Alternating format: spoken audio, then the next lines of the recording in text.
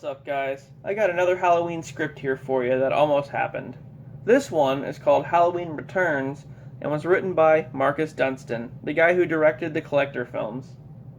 So originally, they were going to go forward with the Rob Zombie movies and make Halloween 3D. But, since that was obviously a terrible idea, they went this direction instead.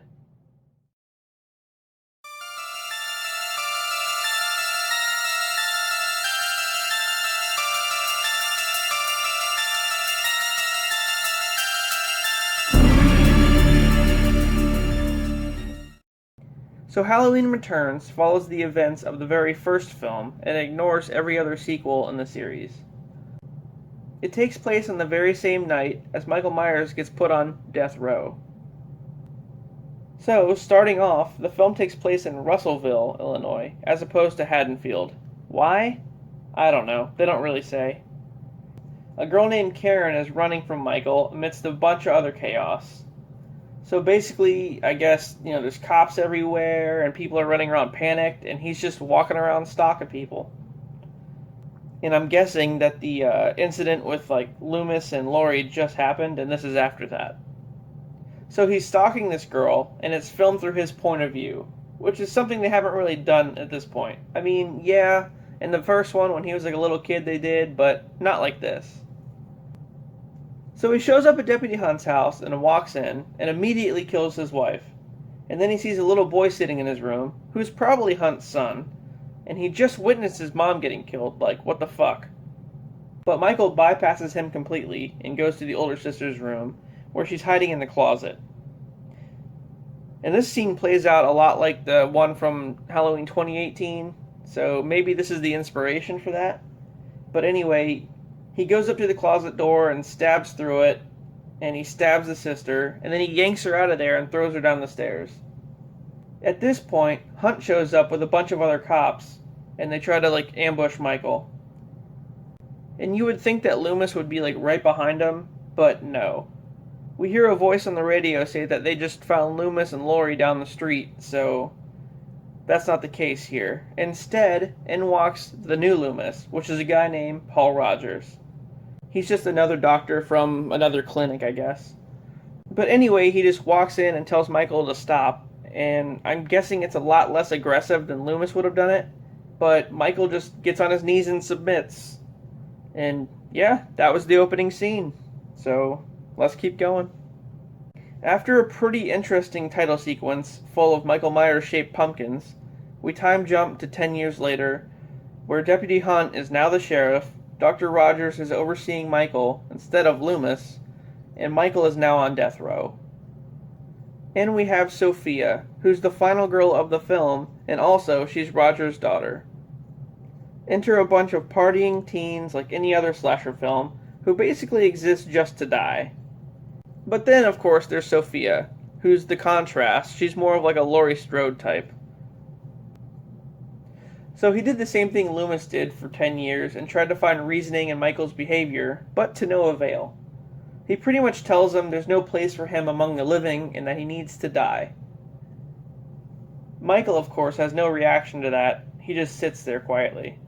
He's maskless in this scene, but his face is hidden in shadow, which is good because I don't want to know what he looks like. And then Noah Hunt, which is the little boy all grown up, wants revenge for Michael killing his mother and his sister, so he and Sophia sneak into Michael's execution when he's getting, the lethal injection. And of course, it takes place on, yep, you guessed it, Halloween. So, there's a crowd seated waiting to watch everything unfold, and they bring Michael out. They strap him to the table, and they're administering the chemicals to him, and then it goes back into Michael's point of view, and he spots Sophia in the crowd, which then causes him to go into a rage. I'm not sure why, because they haven't really interacted at all, but I guess he knows that, something's going on, or maybe he can tell that it's Roger's daughter. I don't know. So he's trying to break out of the restraints as this medical team comes in, and they're trying to, fix the IV that, ripped out of his arm. It's just a bunch of chaos. Everything's, falling to shit very quickly. They pull the curtain over the viewing window as they're trying to fix everything. And, of course, he easily breaks out of the restraints and kills the medical team one by one. He even like twists this guy's head around like 180 degrees, and yeah, it's pretty brutal. As this is going on, Rogers is trying to like see through the glass and see what's going on, but he can't see anything. And then suddenly a body gets thrown at the window and it cracks it, and he's like, what the fuck is happening? So Michael gets out, and then he fucks with the controls and lets out all the other prisoners, which causes a huge riot. And then as pandemonium ensues, Rogers is like following Michael down a hallway, and he's cut off by Karen. And I'm guessing she was there in attendance for the execution, but I don't know. So anyway, Michael picks her up, like he's about to chokeslam her, and then he holds the knife out and drops her onto it. No, he doesn't stab her with the knife. He literally picks her up and drops her onto it. It's fucking crazy. And then after that, Rogers ends up in like this locker room area where he finds Sheriff Hunt. And then out of nowhere, there's a huge explosion that goes off in the room, which I guess was a trap placed by Michael, Home Alone style. And he was using it as a distraction to escape. So, as they're like coming to from the explosion, he just like walks right out the front door pretty much. After the incident, everybody assumes that Michael died in the explosion. But then Rogers pulls a Loomis and he's like going around trying to convince everybody that he's still out there. And of course no one's buying it. Because everybody's like super naive in these movies. And then we cut to a Halloween store where there's a TV in the background playing the Silver Shamrock commercial. That's a pretty cool nod to the originals. It pans over to a new pristine Shatner mask just hanging on the wall, and then Michael's bloodied hand reaches over and grabs it. I guess he puts it on, and then from here it goes back into Michael's point of view as he's walking out of the store. And yes, of course he killed the clerk. I mean, he's not just going to leave him alive. Once he goes outside, he immediately spots Sophia and her friends who are parked across the street at some liquor store. And she's the only one in the group that acknowledges him, because everybody else is just being a aloof fucking teenager, I guess. And they're getting ready to go to like this pumpkin patch party, so they're like trying to use one of the kids' fake IDs to get liquor. Meanwhile, back at Roger's house, his wife is on the phone with him, and he's trying to convince her to get the kid and leave the house because Michael's coming after them. And, she's just being typical wife or whatever. Oh, no, everything's fine, blah, blah, blah. So after she hangs the phone up, Michael appears behind her and jams a shard of broken glass right through her neck. I guess he's just not really leaving her much time to pack, is he? Hunt shows up at the house right after Michael leaves and finds her dying on the floor. Sophia, Noah, and the other kids are at this barn party that I was talking about at some pumpkin patch. And of course, Michael shows up there too and starts killing everybody. This is kind of reminiscent of that scene from Freddy vs. Jason in the cornfield where he's just like walking around fucking killing people left and right. This guy is like literally everywhere. But to be fair, he did steal a van and followed them from Noah's house. I left that part out. So anyway, Michael kills off the group of cliché teens, leaving only Noah and Sophia. Rogers and Hunt show up to the pumpkin patch and rescue the kids. And then it leads to a final showdown in a barn. Michael kills Hunt pretty anticlimactically, and then he grabs Rogers as the other cops pull up, surrounding the barn. Michael looks up and realizes that they're surrounded, so he comes running out of the barn holding a shard of glass. The officers open fire on Michael, immediately dropping him. And then Sophia realizes, wait a minute, that's not Michael. They just gunned down Rogers. So in between here and there, Michael grabbed Rogers and slit his tongue so he couldn't talk. And then he stabbed a shard of glass through his hand and made it look like he was holding it. And of course he put his mask over his head. Just another distraction, I guess. And as it turns out, Rogers isn't dead. Sophia runs over to check on him, and he's just barely alive, I guess.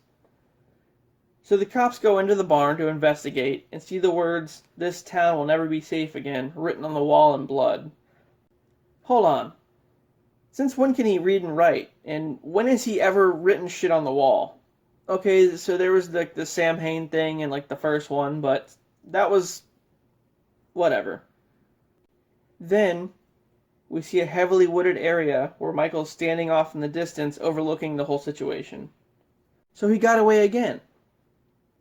Sophia exits the barn and sees Michael. And then she does the typical thing where she looks away for a second and looks back, and he's gone. The end. So I like this script a lot. I mean, aside from him writing on the wall, it was kind of weird, but it feels like it could fit into the Halloween universe. I mean, it does kind of feel like it's a continuation of part one, in a way. And of course, this movie helps negate the fact that Michael and Laurie were siblings. I mean, there's a scene in there where Rogers was telling Sophia that Michael not only wants them dead, but he wants everyone dead. So, not just family members, but like literally everybody. Also, this negates like parts 4 through 6, like the Cult of Thorn situation, because that was purely based on him killing family members, and that's all bullshit now. Oh, and let's not forget about this. After the credits, we see Rogers recovering in a hospital bed, and he's talking to somebody off screen. He's telling them how he tried to help Michael for 10 years and how it didn't change anything. Then you hear the other person reply, "You speak of Michael Myers as if he were a man. Michael Myers was never a man. He is purely and simply evil." And then the camera pulls back to reveal he was talking to guess who? Loomis. And that's not even the crazy part. It's who's playing him. None other than fucking Gary Oldman. So that was pretty wild. They were going to put Gary Oldman as the new Loomis. And I guess it worked out to where he wasn't going to return for a sequel, but if the movie did well, then he would. Either way, it's Gary Oldman. Alright, so what did you think? Were there certain parts you liked? Maybe certain parts you didn't like? Let me know in the comments below. And be sure to stay tuned for some more scripts that never came to be. Alright, I'll see you later.